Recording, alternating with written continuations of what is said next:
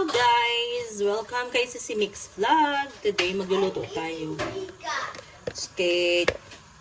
They cannot see you. You just go there. They cannot see you dahil Mommy's vlog about cooking. Ayan. Luto tayo guys ng sitaw with kalabasa na may shrimp, na may malunggay. Ayan. Sino kumakain nito guys? Ang iba kasi, this is two way of cooking guys. Pwede nyong pakuluan lang yung gata. Ayan, pwede rin naman igisa. Alam ko nagluto na ako nito before, pero hindi ko siya ginisa, pinakuluan ko lang. Kaya ngayon, ginisa ko naman.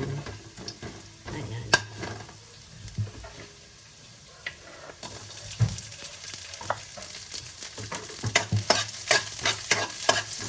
Ayan, garlic, ginger. Ayan. Masarap din sana to may crab. Kaso nga lang, wala akong sariwa na crab. Hindi ako bumili ng supermarket kasi gusto ko sariwa na crab ang bibilin ko. Kasi lang, mahal yun siya kung wala akong makita sa palengke. Ayan. Oh no! You're so full. Enough na. You drink more water. And then, buyas.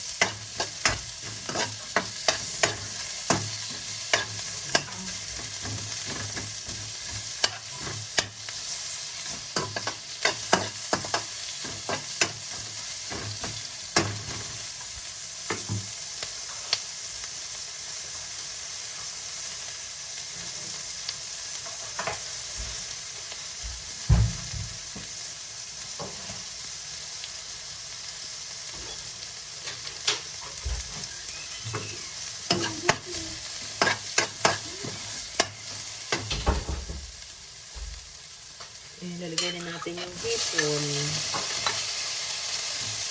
Shrimp. The shrimp. Durugin niyo yung ulo kasi yung ulo nagbibigay ng mas maraming lasa. Kung dinudurog ang ulo ng hipon, makatas. Ayan o.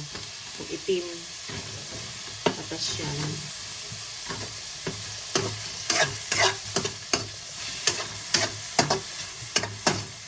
Natin maluto yung bago natin ilalagay yung mga gulay at saka gata.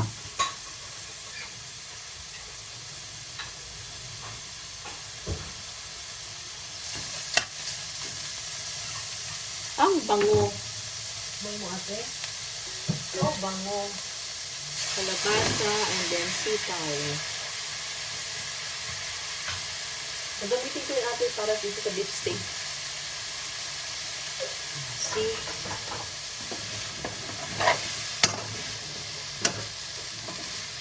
Tumapang na siya nila? Oo, tumapag na yan kasi huwag ka masyadong lumapit ate. Para laging gutom.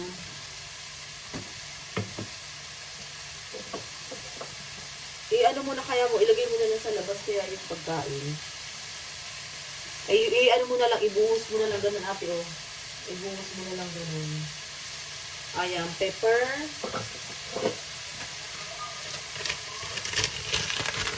Seasoning. Siko lang yung ano yung cake. Ha? Kulang. Ulam? Ay, naku, ewan ko dyan sa batang yan, ate. Pag uuwi, kulang ang gamit. Ayan, check mo, te. Double check mo. Ayan. Saka natin, guys, ibubuhos yung gata.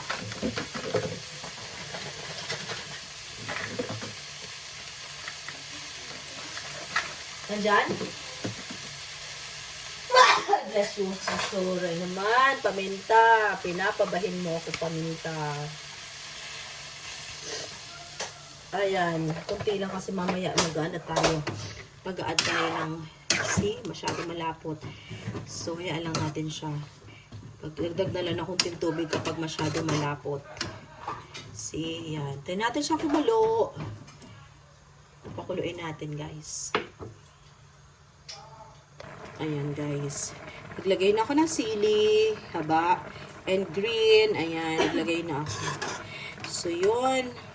If ever guys na may baby kayo sa bahay, make sure na luto ng konti ang gulay para hindi sila mahirapang mag-digest. And then kung mga katulad nyo ang kakain na adult na, ayan, okay na yung ganitong texture ng gulay. Luto na siya. Diba? Kaya to, antay ko na lang medyo maluto-luto ang gata and then okay na siya. Taste. The taste. Kulang ng alat. Yummy. Kulang ng alat siya. So, isa pa. Lagyan ko pa. May paminta na siya. Kaya okay na. Ayan siya. Later na yung malunggay ilalagay.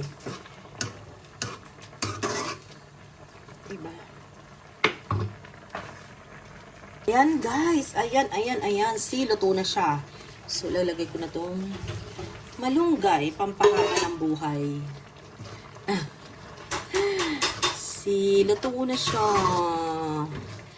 Ready to eat na, mga lalabs. Diba? Yo. Masarap din to guys. Lagyan yung konting bagoong. Ayan. Kaso lang yung anak ko ay allergy. It's done na. Oh, yummy. Bang ano? Kasi hipon. Pag hipon ganyan. Ayan. Sana. Maarte si kuya mo eh. Ayan. Let's eat guys. Ayan. Kung bago ka lang sa akin channels, please do like, subscribe. Ayan. Please do shares, like, and subscribe to my channel, Sismix Vlog. Ayan. Paki-bell all para updated kayo sa aking premiere and aking lives. Ayan. May mga palaro tayo dyan guys. Ayan. Yun. Shout out everyone. Thank you so much. God bless. Love.